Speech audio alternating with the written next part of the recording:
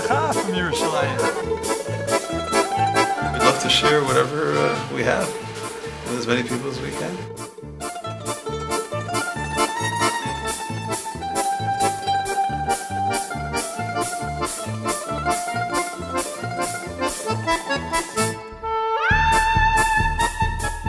With your cooperation and permission, a few insights into Parshat Mishpatim. One of my favorite sentences in this Torah section is the commandment of God to be sensitive to strangers. V'ger lo toneh v'lo tilchatzenu. Be careful. Don't oppress a stranger.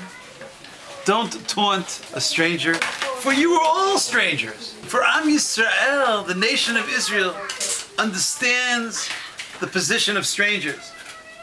Ki gerim heitem be'eretz Mitzrayim.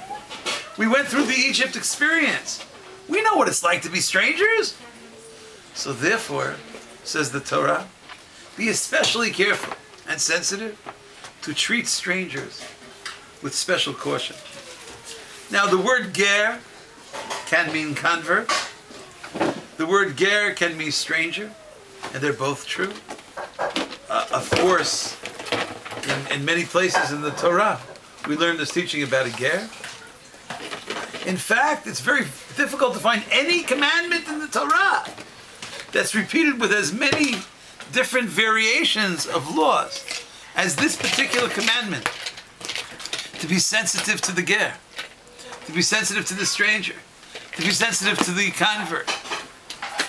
The rabbis teach in the Gemara, Bava Metzia, the rabbis say 36 different times. 36 references.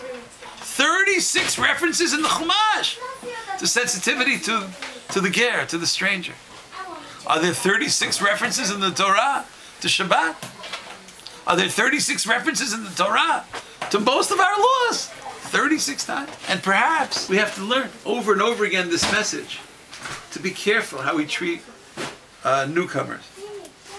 And although to many of us it's a natural idea, a phenomenon which we intuitively understand to be correct, I would like to read this part of the section from the Sefer HaChinuch, a very important work describing and discussing the commandments of the Torah, where he writes in one place how we're supposed to learn from this special commandment of the Torah, later mentioned in the book of Devarim, in the book of Deuteronomy.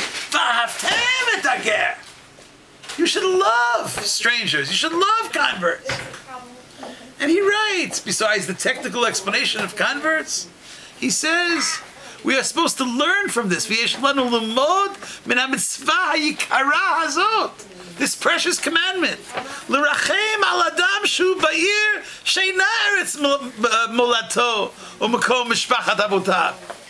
When you encounter someone, to show compassion to any person not being found currently in his or her hometown. They're newly arrived people. How do you treat them?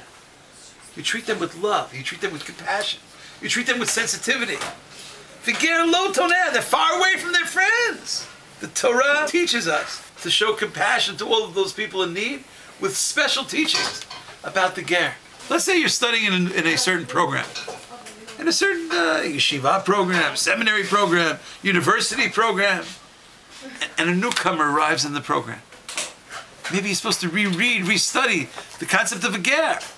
Well, she wouldn't refer to herself as a ger, or he wouldn't refer to himself as a ger. Yeah, in a certain sense he is. He's the stranger here. He's the new one on the block. He's the new person. Someone moves into your community. Do you love them? Do you extend yourself? Do you go out and greet them? Do you bake special cakes and invite them in? Do you have welcoming parties?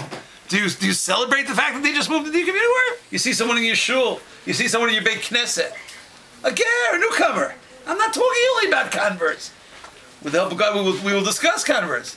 But now I'm talking about the concept of ger as a stranger.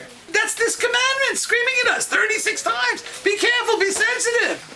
Understand what it means to be a newcomer. And I think sometimes in our places of employment, you're used to working in a certain office, and now they just hired a new worker. Anyone who's gone through the adjustment of working in a new place understands how important it is, how significant it is for someone to extend themselves, for someone to open their hearts and say, welcome, join us. I'm so happy you're here. When did you begin? Do you know what that means? And in a certain sense, when you do that, you're fulfilling this commandment of V'ahavtem et hager. I've often thought that in Yerushalayim, if there's any place in the world where we have to keep this commandment of loving strangers, it has to be here in Yerushalayim, the center of the world.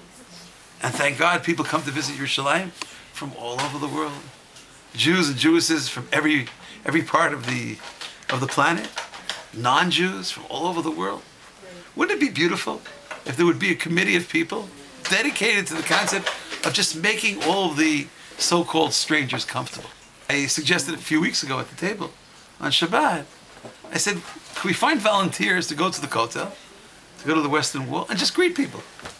Just greet people, spend a few hours just saying hello, just Shalom. No, I mean it seriously, right? Avei Magdim b'Shlom Kol Adam. Greet everyone warmly, greet everyone with a cheerful countenance. V'ahavtem et hager.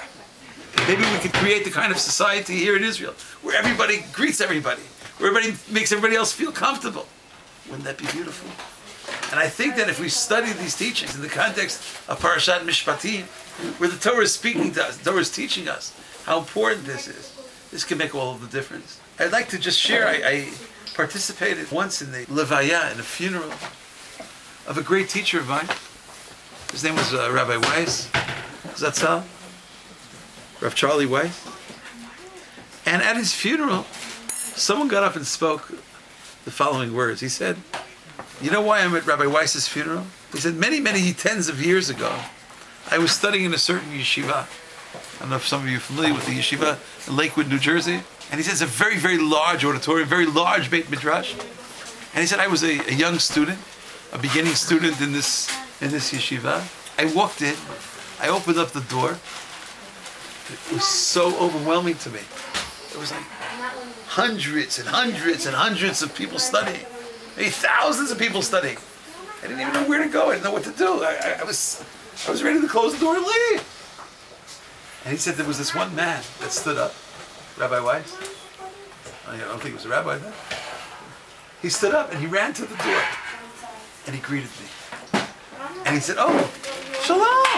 Welcome to the yeshiva. Let me show you around. This is the Beit Midrash. This is the study hall. This is the office. This is the dormitory. These are the facilities. And he said, and this is the coffee machine. He offered me a drink. He offered me something to eat. Maybe if we love strangers, if we break down the barriers between people who are newcomers or new people to our lives, then we are fulfilling the teaching of Hashem. Of Geirim Heitem Be'eretz Mitzrayim. We went through an experience of being strangers to teach us forever and ever sensitivity to all of these people. And with the help of God, the millions and millions of people who come through Eretz Yisrael, through Yerushalayim, if we will all study Parshat Mishpatim with the proper perspective, and we'll be so careful to make sure to make everyone feel comfortable, that I believe we'll be elevating the society to become a model society for the world, and all over the world will come and study the practices of Am Yisrael in Yerushalayim, and forever and ever, there will no longer be strangers, because the whole world will be united in the service of God. Amen. Thank you so much for listening. I always tell people that they haven't really been to Yerushalayim unless they've been by Rav Machlis. Like he's like Mr. Yerushalayim. I've been involved in Judaism something like 15 years, and it's just too difficult to compress everything in one statement. And I don't. It's a disservice to Judaism, for me to try to come to some kind of conclusion about my experience. It's hard to be an Oleh. He's also an Oleh. A lot of times when I think about Rav Machlis, I think about someone like Ezra Sofer, because he was from the Galut. Ezra was originally from Babel, from Babylon, and Rav Machlis, he's like I guess he comes from the modern day Babylon in America. In that sense, you get the feeling that, he's like a biblical figure, not just because, he's an Ole from America, but because he teaches you Tanakh, and he gives a lot of insights into the Jewish tradition. In the times we're living in, the converts that I know are more observant, they're probably more learned than the vast majority of Jews in the world. This is not, Lashon Hara about the Jewish nation for sure, because, Jews have gone through a lot in the past 100 years, unbelievable. So, but the reality is that most Jews are not connected to Torah Judaism today, as of now. So if someone comes in and they're, Ger Tzedek, they're taking upon themselves all of the mitzvot, then they've really overshot what most Jews are aiming for. Jews in general, if they feel that someone is trying to really better themselves, they're trying to do something that's exceptional, no matter what background that the Jew comes from, what other education is, they'll try to help you out.